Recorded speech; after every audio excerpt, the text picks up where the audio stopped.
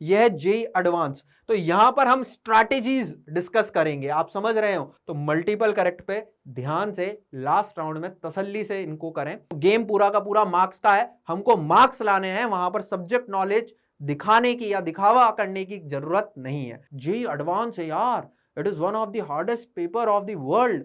ये इतना आसान कैसे? Hello dear students, I hope आप लोगों की जेई एडवांस 2025 की तैयारी फुल स्विंग में चल रही है and you are enjoying your preparation.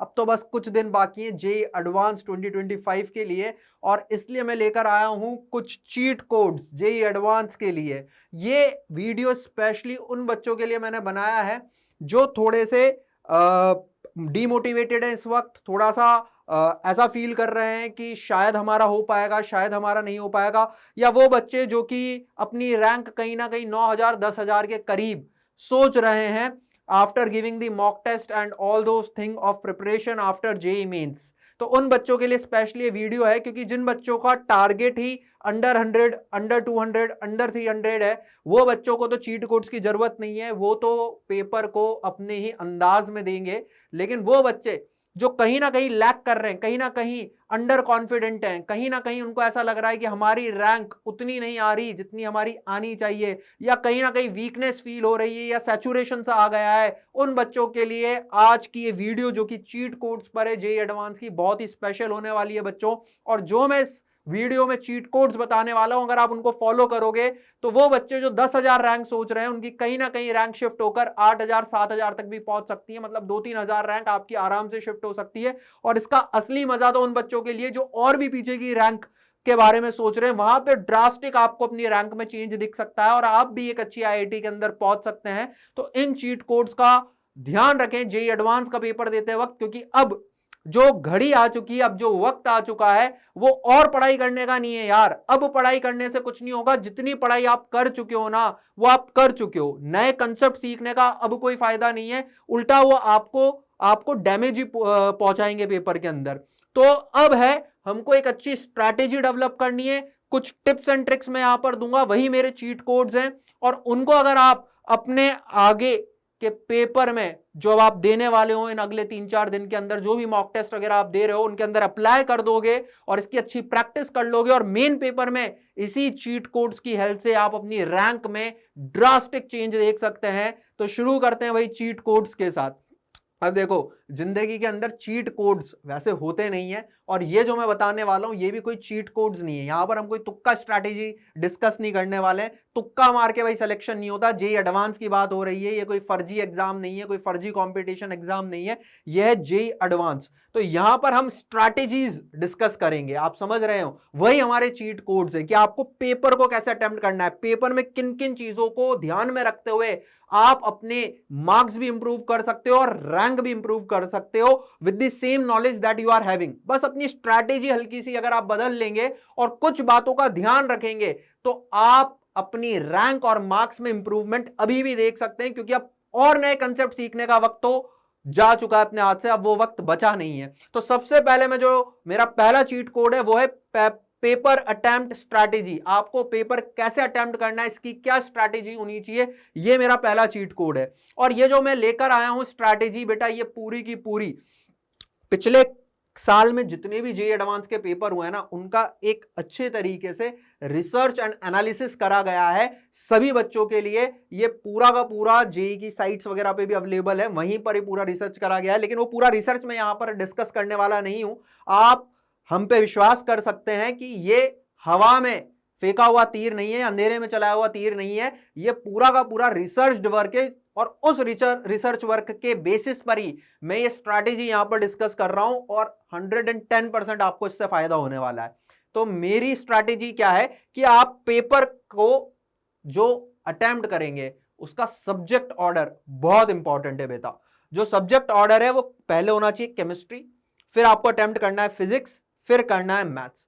अब बेटा यहां पर फेवरेटिज्म नहीं चलेगा। देख, जो अच्छे बच्चे हैं, अच्छे बच्चों से मेरा मतलब है जो टारगेट ही अंडर 100, अंडर 500, अंडर 1000 टाइप कर रहे हैं, उनको कोई फर्क नहीं पड़ता। वो तो जिस सीक्वेंस में पेपर आता है धड़ाधड़ क्वेश्चन को वैसे ही लगाते हैं, है ना। अपन बात कर रहे हैं उन बच्चों के लिए जो बच्चे अंडर कॉन्फिडेंट फील कर रहे हैं, जिनको लग रहा है कि कहीं ना कहीं सब्जेक्ट में अभी भी वीकनेस है या शायद मैं उतनी अच्छी रैंक पे ना पहुंच पाऊं, तो वो अपने मार्क्स कैसे इंप्रूव कर सकते हैं? उनके लिए भाई सबसे आसान और सबसे ज्यादा मार्क्स जहां पर आप ला सकते हो ना, वो केमिस्ट्री है। ऑल्दो आपका चाहे फेवरेट सब्जेक्ट फिजिक्स हो या मैथ्स हो, डजेंट मैटर। पिछले सालों की रिसर्च क्लियर आपको जो डेटा है वो क्लियर कह रहा है कि सबसे ज्यादा मार्क्स जहां बच्चे ने अचीव करे हैं वो केमिस्ट्री है। सबसे कम नेगेटिव मार्किंग जहां हुई है वो केमिस्ट्री है, मतलब सबसे कम गलतियां जहां हुई है वो केमिस्ट्री है। तो आपको सबसे पहले केमिस्ट्री ही अटेम्प्ट करनी है, जिससे आपका कॉन्फिडेंस पेपर के अंदर बूस्ट हो, आपका मोराल अप हो, है ना। तो केमिस्ट्री करनी है, फिर फिजिक्स करनी है, एंड लास्ट में मैथमेटिक्स करनी है, क्योंकि maths will be difficult, it will be difficult, I am telling you. इतने साल से डिफिकल्ट आ रही है, इस बार कुछ ऐसा नहीं होगा, इस बार भी मैथ्स तो कंपैरेटिवली इनसे डिफिकल्टी होगी, और मैक्सिमम नेगेटिव मार्किंग और सबसे कम अटेम्प्ट भी इसी सब्जेक्ट में होते हैं, है ना।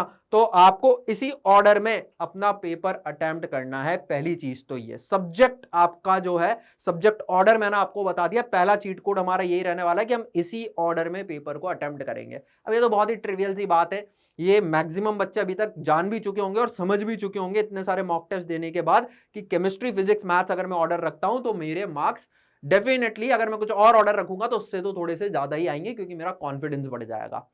अब बात करते हैं भाई, जब हमने जेईई मेंस का पेपर दिया था ना, तब भी हमने एक स्ट्रैटेजी डिस्कस करी थी। वो स्ट्रैटेजी ये थी कि आप पेपर को शुरू करेंगे और शुरू करने पर पहले अटेम्प्ट में आप वो क्वेश्चंस करेंगे जो जो आपको आसान लग रहे हैं, जो जो आपको लग रहे हैं कि यार ये तो देखा हुआ है, ये तो सॉल्व हो जाएगा, ऐसा क्वेश्चन मैं जानता हूं। फिर आप सेकंड राउंड पे जाते हैं और सेकंड राउंड में आप उन क्वेश्चंस को करते हैं जो आपको लगता है थोड़े से ज्यादा कैलकुलेशन वाले हैं, मीडियम लेवल के क्वेश्चंस हैं जिसमें थोड़ा सोचना पड़ेगा। And last round, third round के अंदर आप उन क्वेश्चंस पे अपना टाइम देते हैं जो आपको लग रहा है कि यार ये तो होगा ही नहीं, अब आपके पास टाइम बच गया, तो आप उन पर अपना पूरा का पूरा बचा हुआ टाइम देते हैं। इससे पेपर भी नहीं छूटता है, कॉन्फिडेंस भी बूस्ट होता है और सब कुछ होता है। लेकिन वो मेंस के लिए थी स्ट्रैटेजी भाई, जेईई एडवांस के लिए जो स्ट्रैटेजी वो कंप्लीटली डिफरेंट होने वाली है, क्योंकि जो जेईई एडवांस है ना, ये भाई ये it is full of surprises. पहली बात तो यहां कोई पेपर पैटर्न फिक्स नहीं है, हर बार ये अपना कुछ ना कुछ पेपर पैटर्न बदल देते हैं, कभी क्या कर देते हैं, कभी क्या कर देते हैं, कभी कहीं नेगेटिव मार्किंग डाल देते हैं, कभी नहीं डालते हैं, लेकिन कुछ सेट ऑफ पैटर्न है जो कि फिक्स है। जैसे कि सिंगल करेक्ट पूछ ही लेता है जेईई एडवांस, मल्टीपल करेक्ट पूछ ही लेता है, मैट्रिक्स मैच पूछ ही लेता है ना, कॉम्प्रिहेंसिव या फिर जिसको आप पैराग्राफ बोलते हो वो पूछ लेता है। तो कुछ सेट ऑफ पैटर्न्स है जो कि आप पिछले साल में देखोगे तो आते गए हैं, आते रहे हैं, तो उनको मद्देनजर रखते हुए और उनका भी पूरा का पूरा एक अच्छा रिसर्च करते हुए कि किन टाइप के क्वेश्चंस में बच्चों को सबसे ज्यादा प्रॉब्लम फेस हुई,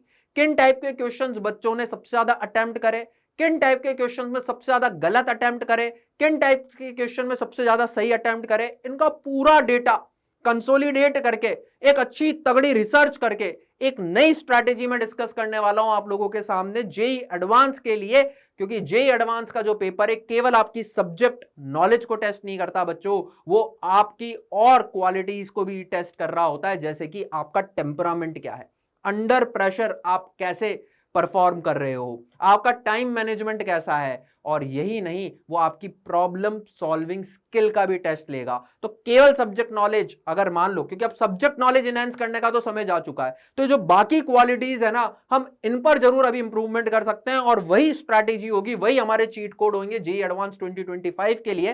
तो आओ देखते हैं, आपको सेक्शन वाइज अप्रोच लेनी है इस बार ऐसे नहीं कि जो आसान लग रहा है पहले वो कर लिया, फिर मीडियम बाद में कर लिया, फिर टफ बाद में कर लिया, 3 राउंड के अंदर, ऐसे नहीं। राउंड्स अब अलग टाइप के होंगे। अब कैसे होंगे कि जेईई एडवांस का जो पेपर है ना, उसमें अलग अलग वैरायटी के क्वेश्चंस आते हैं।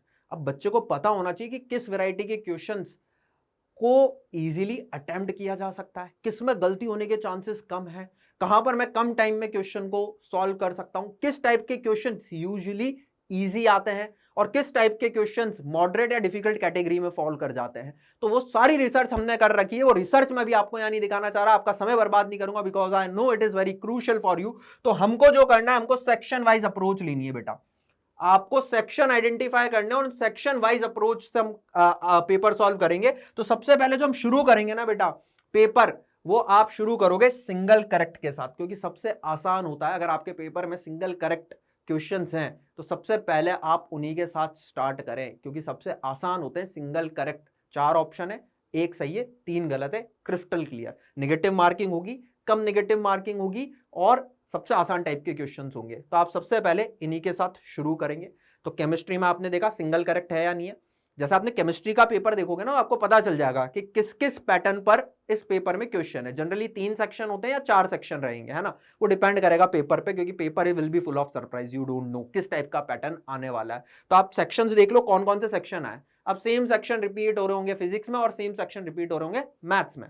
तो केमिस्ट्री के अंदर सबसे पहले हम क्या करने वाले हैं, अगर हमको सिंगल करेक्ट दिख गया तो सबसे पहले मैं आपको ऑर्डर दिखा रहा हूं, सबसे पहले आप सिंगल करेक्ट करेंगे, उसके बाद मैट्रिक्स मैच करेंगे, क्योंकि भाई मैट्रिक्स मैच भी हमने हमारी रिसर्च में पाया कि सबसे ज्यादा बच्चों ने अटेम्प्ट करे हैं और सबसे कम नेगेटिव मार्किंग यहां पर हुई है, मतलब रॉन्ग अटेम्प्ट यहां पर सबसे कम हुआ है।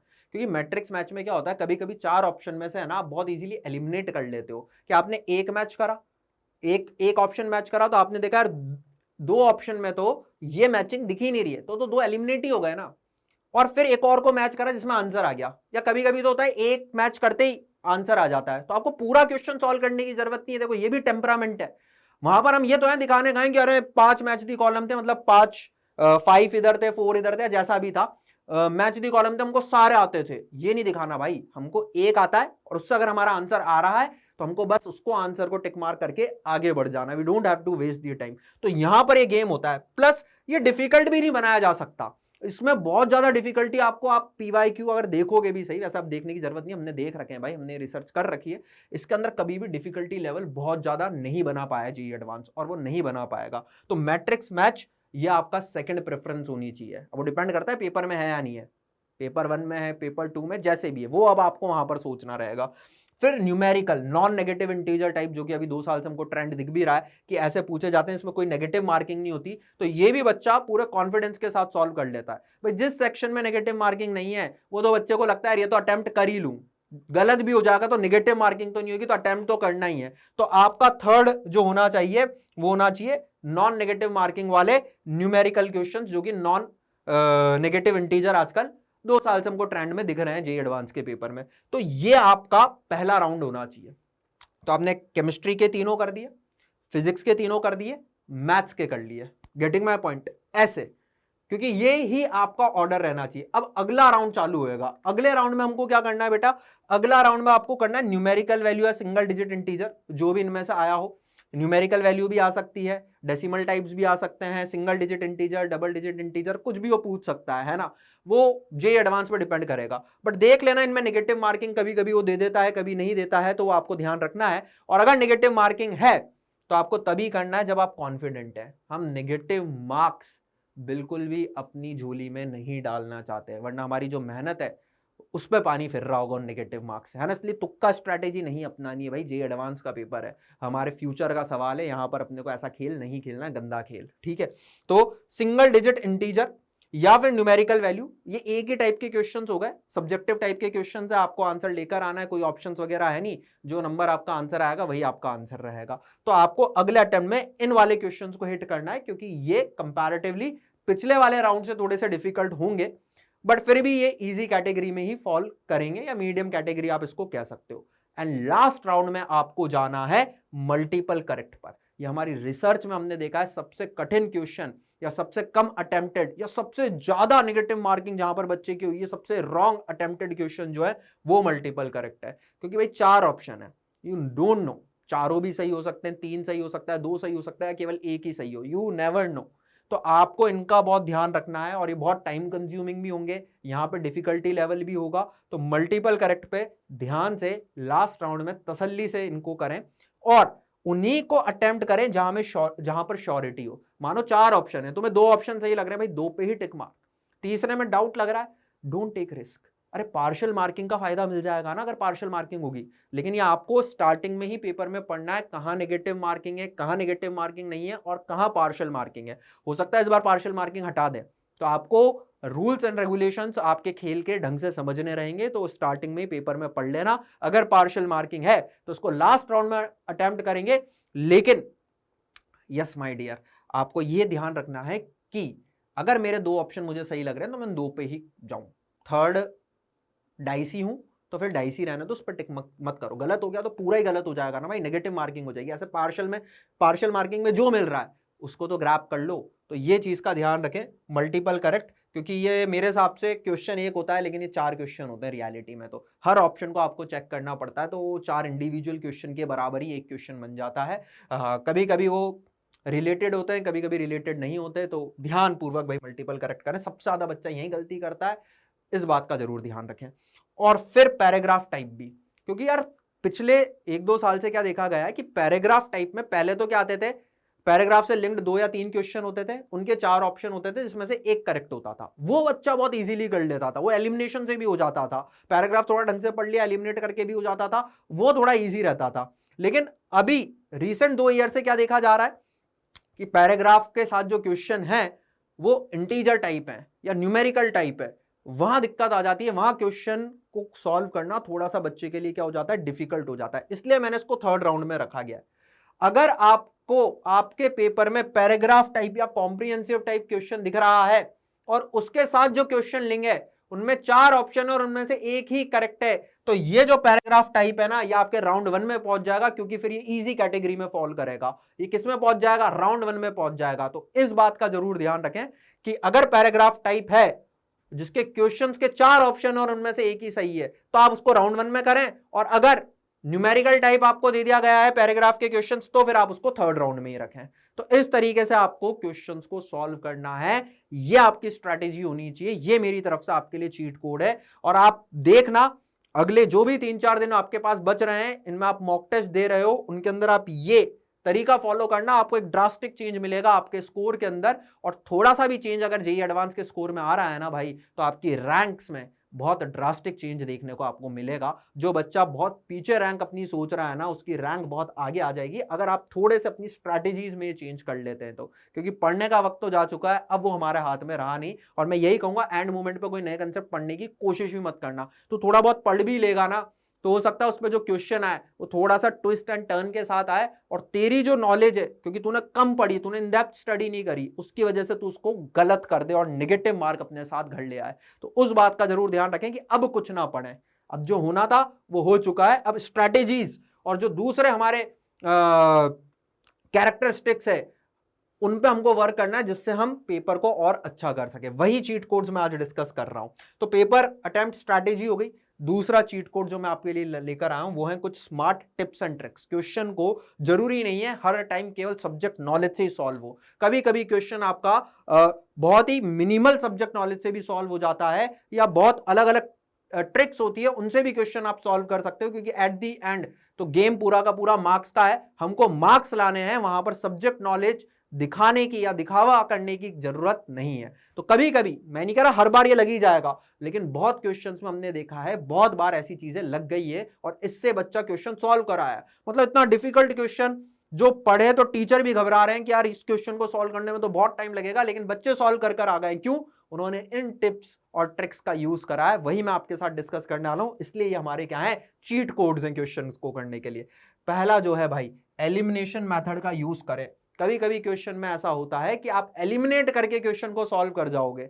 एलिमिनेशन को ध्यान रखें। अगर आपको लग रहा है क्वेश्चन सॉल्व नहीं हो रहा, आपके पास टाइम बच रहा है, तो अब दिमाग अलग अलग तरीके से चलना चाहिए, उसको सब्जेक्ट के थ्रू ही सॉल्व करने की जरूरत नहीं है। आप देखो कहीं कुछ एलिमिनेट तो नहीं हो रहा, एलिमिनेट होकर भी क्वेश्चन सॉल्व हो जाएगा। और पैराग्राफ में जब पहले क्वेश्चंस आते थे जिसमें 4 ऑप्शंस होते थे, वहां पे एलिमिनेशन बहुत बढ़िया काम करता था। मैट्रिक्स मैच में एलिमिनेशन बहुत बढ़िया काम करता है, तो आप एलिमिनेशन मेथड का यूज कर सकते हैं। ऑप्शंस भी नैरो डाउन हो जाएंगे, साथ ही साथ कभी कभी आंसर तक भी पहुंच जाओगे। दूसरी चीज क्या है, यूनिट्स एंड डायमेंशन। फिजिक्स की मैं बात करूं अगर स्पेशली, तो यूनिट्स एंड डायमेंशंस का ध्यान रखें। कभी कभी होता है 4 ऑप्शन में से 3 के तो यूनिट्स या फिर मैं बोलूं डायमेंशंस मैच ही नहीं कर रहे होते हैं जो पूछा गया होता है उससे, तो एक ही ऑप्शन बचता है। पूरा सॉल्व करने की जरूरत नहीं, केवल उस पर टिक मारो, केवल उस पर टिक मारो। Getting my point? तो थोड़ा सा ऐसा सोचे। पावर वाले क्वेश्चन होते हैं, उनमें भी होता है कि यार क्या पावर बन रही है, वो आपका यूनिट डायमेंशन से बहुत इजीली सॉल्व हो जाता है, तो उनका थोड़ा सा ध्यान रखें। Third, substitution method. अगर फंस गए हो तो कोशिश करो कि कहीं ऐसा क्वेश्चन तो नहीं है जो मैं वैल्यू सब्स्टिट्यूट करके सॉल्व कर लूं। मैथ्स में इसका बहुत बड़ा रोल रहेगा, फिजिक्स में भी अच्छा रोल रहेगा। सब्स्टिट्यूशन मेथड का भी ध्यान रखें, ये भी एक ट्रिक है। अब यार पेपर में सब कुछ सॉल्व कर लिया, टाइम बच रहा है, कुछ समझ में ही नहीं आ रहा, तो ये स्ट्रैटेजीज है ना, इनको यूज करो, क्योंकि सब्जेक्ट से तो अब वो सॉल्व नहीं हो रहा ना जो हमारी सब्जेक्ट नॉलेज है। क्या पता कि सब्स्टिट्यूट करके आपसे आंसर आ जाए, आप आंसर के करीब पहुंच जाए, तो आपको समझ में आ जाए, चमक जाए कि यार इसका तो ये आंसर होगा, सब्स्टिट्यूशन से ही समझ में आ रहा है। बाउंड्री कंडीशंस का यूज करें क्वेश्चन को सिंप्लीफाई करने के लिए। सर ये नई चीज है, ये क्या चीज है?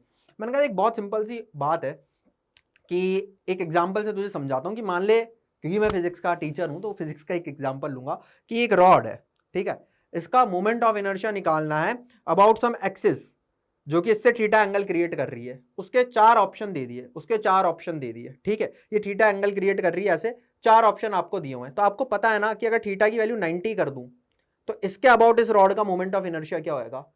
अब वो चार ऑप्शन डिफरेंट है और एक में थीटा की वैल्यू 90 पुट करने पर, केवल एक ऑप्शन में थीटा की वैल्यू 90 पुट करने पर इस रॉड का मोमेंट ऑफ इनर्शिया वही आ रहा है जो कि स्टैंडर्ड मोमेंट ऑफ इनर्शिया है इस एक्सिस के अबाउट, थीटा की वैल्यू 90। तो वही आंसर होगा ना यार, बाकी तीन में नहीं बैठ रहा, बाकी तीन में वो नहीं सेटिस्फाई कर रही है जो हमारी बाउंड्री कंडीशंस हमको पता है। तो ऐसे भी क्वेश्चंस कभी कभी सॉल्व हो जाते हैं, तो इस बात का ध्यान रखें। यही टेम्परामेंट होता है भाई, यही होता है अंडर प्रेशर आपका दिमाग कैसे काम कर रहा है। सब्जेक्ट से क्वेश्चन सॉल्व नहीं हो पा रहा लेकिन मुझे मार्क्स लाने, तो मार्क्स लाने के लिए मैं कुछ भी करूंगा, और वही हमारे चीट कोड्स होते हैं, क्योंकि आपने चीटिंग कर ली है यार। एक तरीके से आपने अपनी सब्जेक्ट नॉलेज से क्वेश्चन को सॉल्व नहीं करा, लेकिन आपका जो टेम्परामेंट था आपने उससे क्वेश्चन को सॉल्व कर दिया है। बहुत इंपॉर्टेंट है। Prefer variable and fractional forms when applicable. हाँ ये बहुत इंपॉर्टेंट एक और पॉइंट, कि कभी कभी क्या होता है बच्चे के पास मानो किसी एक फिजिकल क्वांटिटी की कोई फ्रैक्शनल वैल्यू आई, अब ये फिजिकल क्वांटिटी आगे सोल्यूशन में कहीं और काम आएगी, तो बच्चा क्या करता है उस फ्रैक्शन को सॉल्व कर लेता है पहले डेसिमल्स में, और आगे उसकी जब वैल्यू पुट करनी है तो डेसिमल में पुट करेगा, तो कैलकुलेशन बढ़ा लेगा खुद के लिए। अगर फ्रैक्शन में कोई वैल्यू आ रही है और आपको पता है इसको मुझे आगे यूज करना है, तो let it be in fraction only. आगे जब आप उसको यूज करोगे स्पेशली मॉडर्न फिजिक्स वगैरह के अंदर, तो ऐसा हो सकता है कि जब आप उसको आगे यूज करो तो फ्रैक्शन वाले जो नंबर्स हैं वो कट पिट जाएं मैथमेटिकली, और आपको एक बहुत ही प्यारा सा सिंप्लीफाइड वर्जन मिले उसका, तो आपको बहुत ज्यादा डेसिमल्स में सॉल्व करने की जरूरत नहीं पड़ेगी। और आप वेरिएबल्स का भी यूज करें, अगर कहीं लग रहा है कि मैं वेरिएबल्स में खेल सकता हूं, तो जैसे मास को एम ही रहने दिया है ना, और पूरा क्वेश्चन सॉल्व कर लिया, बाद में एम की वैल्यू पुट करी, एंड में जाकर वैल्यूज पुट करी, जब आपके पास एक एंड में रिजल्ट आ गया उसमें आपने वैल्यूज पुट करी, तो क्या आप कैलकुलेशन, मैथमेटिकल कैलकुलेशन से बच जाओगे। तो इस बात का ध्यान रखें कि आप वेरिएबल और फ्रैक्शन में खेलेंगे तो आप कैलकुलेशन में कम फंसेंगे, ठीक है। तो ये भी एक बहुत बढ़िया चीज है, don't over think the question. आपको क्वेश्चन के बारे में ज्यादा ओवर थिंक नहीं करना कि यार जेई एडवांस का पेपर है, यार इतना आसान थोड़ी ना पूछेगा जेई एडवांस, अरे तो मुझसे फटाफट सॉल्व हो गया, जेई एडवांस है यार, it is one of the hardest paper of the world, ये इतना आसान कैसे, भाई पूछ लेता है यार कभी कभी जेई एडवांस, ऐसा तो नहीं है कि सारे क्वेश्चन ही टिपिकल होंगे। तो क्या है, ओवर थिंक नहीं करना, आपको अपने ऊपर कॉन्फिडेंट रहना है कि मैं जो पढ़कर आया हूं वो सही पढ़कर आया हूं, मैंने अच्छी मेहनत करी है, तो अब जो मैं कर रहा हूं वो सही कर रहा हूँ। ओवर कॉन्फिडेंट भी नहीं रहना लेकिन कॉन्फिडेंट रहना है ना, और ओवर थिंक तो बिल्कुल नहीं करना, ज्यादा नहीं सोचना, ठीक है। Keep your rough work neat, ये बहुत इंपॉर्टेंट पॉइंट। अगेन बच्चा क्या करता है जब रफ वर्क करने जाता है ना, तो बहुत ही क्लमजी रफ वर्क करता है। अब वो क्वेश्चन को वापस सॉल्व करने आया तो क्या हुआ, उसको कुछ वैल्यू चाहिए थी, यार ये तो मैं पहले ही कैलकुलेट कर चुका हूं, लेकिन वो इतना क्लमजी है कि उसको समझ में ही नहीं आ रहा कि मैंने पहले क्या करा, तो पूरे क्वेश्चन को वापस सॉल्व कर रहा है, या कभी रिवाइज कर रहा है, मतलब कि पेपर हो गया अब एक बार देख लेता हूं कहीं कुछ मिस्टेक तो नहीं करी, टाइम बच रहा है, तो देख रहे हैं तो सोल्यूशन समझ में ही नहीं आ रही कि क्या क्या करा था। कैसे फाइंड आउट करोगे अगर कोई एरर है, कोई मिस्टेक है, कोई सिली मिस्टेक है, कोई कैलकुलेशन मिस्टेक है, तो नहीं हो पाएगा। या आंसर मैच नहीं कर रहा, पूरा आपको देखना है सोल्यूशन वापस की कहीं मैंने कोई मिस्टेक तो नहीं कर दी कैलकुलेशन में, तो क्लमजी वर्क करोगे तो आपके लिए वो टाइम कंज्यूमिंग होगा, आपकी एंग्जाइटी बढ़ा देगा।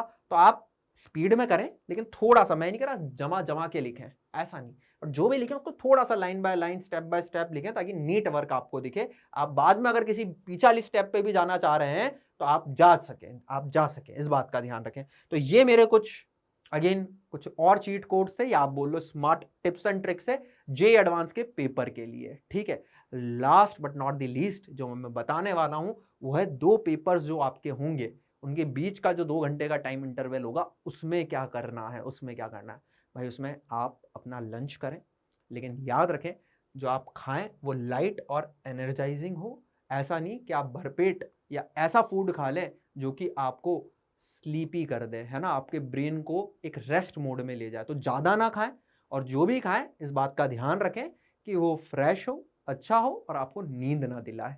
ठीक है। दूसरी बात है, कोई भी डिस्कशन या रिवीजन करने से बचें। उस गैप में आपको किसी और बच्चे से कुछ बात नहीं करनी कि तेरा पेपर कैसा हुआ, क्या हुआ, कौन सा क्वेश्चन टिपिकल लगा, कौन सा हार्ड लगा, नहीं। कोई रिवीजन की कोई जरूरत नहीं है, क्योंकि आप रिवाइज करके भी कुछ नहीं कर पाएंगे उस 2 घंटे में, ये बात मान लीजिए, है ना। तो ना डिस्कशन करना है ना रिवीजन करना है। आपके साथ अगर आपके मॉम डैड है, आप उनसे अच्छे से बात करिए और बिल्कुल भी नर्वस ना होए और बिल्कुल भी परेशान ना हो, एकदम चिल मूड में रहें, अच्छे से खाएं लेकिन हल्का भोजन खाएं, ठीक है। और कोई भी अपने साथ भाई ये गलती तो करना ही मत कि बुक्स या स्टडी मटेरियल ले गए लास्ट मिनट रिवीजन के लिए सेंटर पे, वो सब भाई it will not work, it is JEE advance, it is JEE advance, है ना। मैंने यहाँ क्लियर लिखा है, last minute revision does more harm then good, वो आपको और गलतियां करवा देगा अच्छे की जगह, तो ये बिल्कुल नहीं करना है। थोड़ा बहुत जो आपका छूट गया, लेट इट बी, वो छूट गया, अब कुछ नहीं हो सकता उसका, है ना, जो छूटा है वो छूटा है, ठीक है भाई। तो ये मेरी तरफ से कुछ क्या थे, ये कुछ पॉइंट्स थे, आप इनको चीट कोड्स मान लो, अच्छी स्ट्रैटेजी मान लो, टिप्स एंड ट्रिक्स मान लो, it's up to you. But अगर आप इनको अप्लाई करोगे जेईई एडवांस 2025, आप अपनी रैंक में डेफिनेटली इंप्रूवमेंट पाओगे। और ये जो अब टाइम बचा है, इसमें आप केवल यही कर सकते हैं, कोई भी नया कंसेप्ट या कुछ भी नया पढ़ने की बिल्कुल भी कोशिश ना करें, मैं पहले ही बता चुका हूं। So all the best my dear students, confident रहें, अच्छे से पेपर करें और मस्ती से पेपर करें, एंजॉय करें, नर्वस बिल्कुल भी ना हो। All the best.